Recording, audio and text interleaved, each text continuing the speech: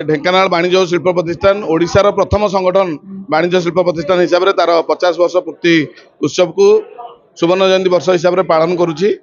ढेंकानाल वाणिज्य शिल्प प्रतिष्ठान ही ओडिशा व्यवसायी महासंघ उत्पत्ति होता। तेणु यहाँ गोटे गर्वर कथा।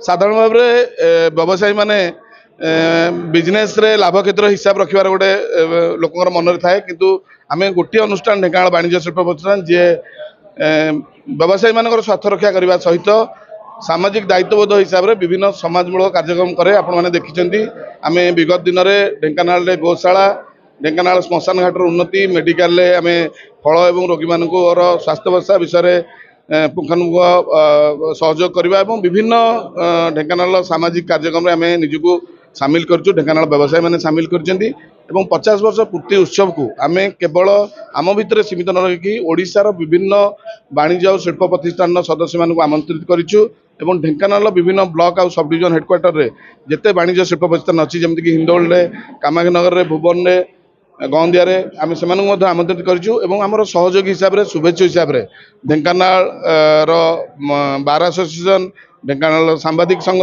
और ढेंकानाल मिलित बजार पूजा कमिटी सदस्य मानक विभिन्न विशिष्ट व्यक्ति मानक निमंत्रित करूँ। ये 2 दिन धरी आम सहित सामिल होगापाई फेब्रुआरी मास 16 और 17 तारीख ढेंकानाल मिनी स्टेडियम ठारे आमे आमर कार्यक्रम रखी सहित रंगारंग सांस्कृतिक कार्यक्रम रही। समस्त को आपण माध्यम अनुरोध रखु से 2 दिन आम सहित सहयोग रखिए और उपस्थित रही आमको उत्साहित करेंगे।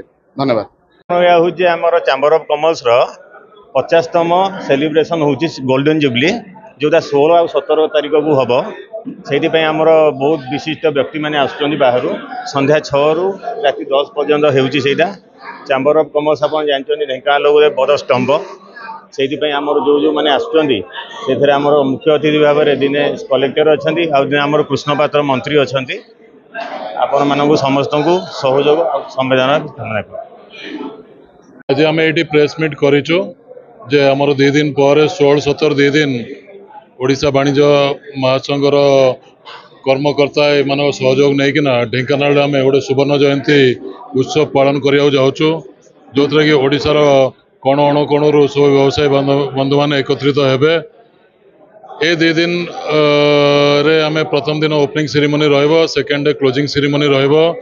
ए मुख्य अतिथि हिसाब से आमर खाद्य जोगाण मंत्री रहिबे एवं तत्सहित ओडिशा वाणिज्य महासंघर secretary all India trade association of Brijmohan Agrawal ji, GST assistant GST commissioner मध्य उपस्थित रहिबे।